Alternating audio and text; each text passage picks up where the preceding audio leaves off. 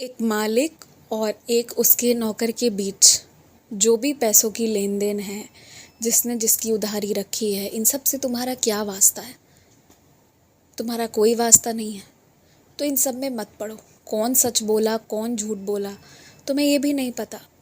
तुम्हारा काम एक ग्राहक बनकर जाना है और जिसे पैसे देना है उसे दो, बात खत्म। उनके निजी मामलों में पड़ोगे, फंसोगे तो नुकसान तुम्हारा है, क्योंकि सिर्फ समय की बर्बादी होगी। अंत में वो एक हो जाएंगे, क्योंकि वो मिलकर काम कर रहे हैं, मिलकर मुनाफा कमा रहे हैं।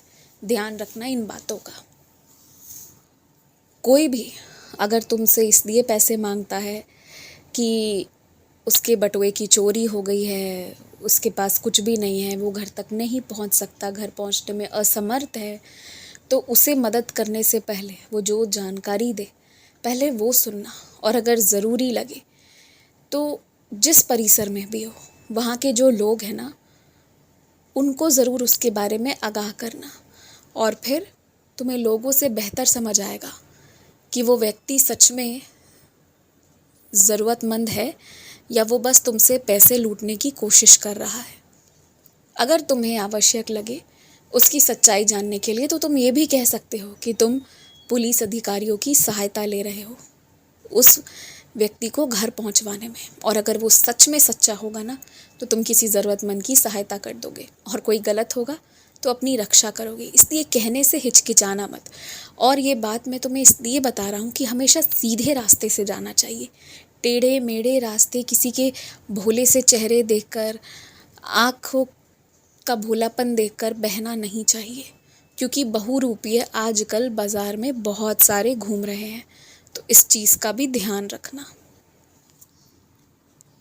तुम्हें जो रात में नींद ना आने की शिकायत है ना, उसके मूलतः दो कारण हैं। पहला, अनावश्यक सोच सोच कर तनाव लेना, और दूसरा, किसी दिन खूब काम कर लेना और किसी दिन कुछ भी नहीं करना। तो तुम्हारे जीवन में ना एक स्थिरता, एक तरीके की आवश्यकता, और वो तरीका तुम ही अपने लिए बना सकते हो, जो तुम्हें बनाना भी चाहिए। आज तुम महादेव के मंदिर जाना और सीधे मंदिर से अपने घर आना। मंदिर के बाद इधर उधर किधर भी मत जाना। घर आने के बाद सबका नाश्ता खाना हो जाए, उसके बाद थोड़ी सी घर की सफाई करवाना। चाहे आज 2 घंटे भी क्यों ना लग जाए, परंतु घर की सफाई आवश्यक है, वो ज़रूर करवा लेना। चाहे तुम्हें साथ लगकर मिलकर भी क्यों ना करवाना पड़े, पर ये काम अब करवाना शुरू कर दो। घर की इतनी अच्छी तरह से सफाई होती रहे कि दिवाली के 3-4 दिन पहले तुम्हारे ऊपर भार ना आए। ध्यान रखना इस बात का, क्योंकि देवी लक्ष्मी पूर्णतः नारायण संग आकर तुम्हारे घर पर विराजने को तैयार है। बस थोड़ी सी जो भी कमी है उसे पूरी कर दो तुम। मेरे आशीर्वाद से तुम कुछ लोगों को रंगे हाथ पकड़ोगे।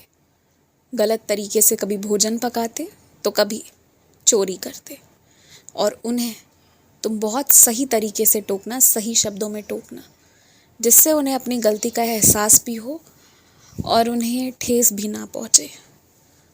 तो ध्यान रखना बस इन बातों का। और हाँ, मैं चाहता हूँ कि तुम मेरे लिए कुछ नाश्ते बनवा कर रखो। चाहे वो नमक पारे हों, चाहे वो बेसन के कुछ नाश्ते हों, चाहे जो भी हो, बनवा कर ज़रूर रखना।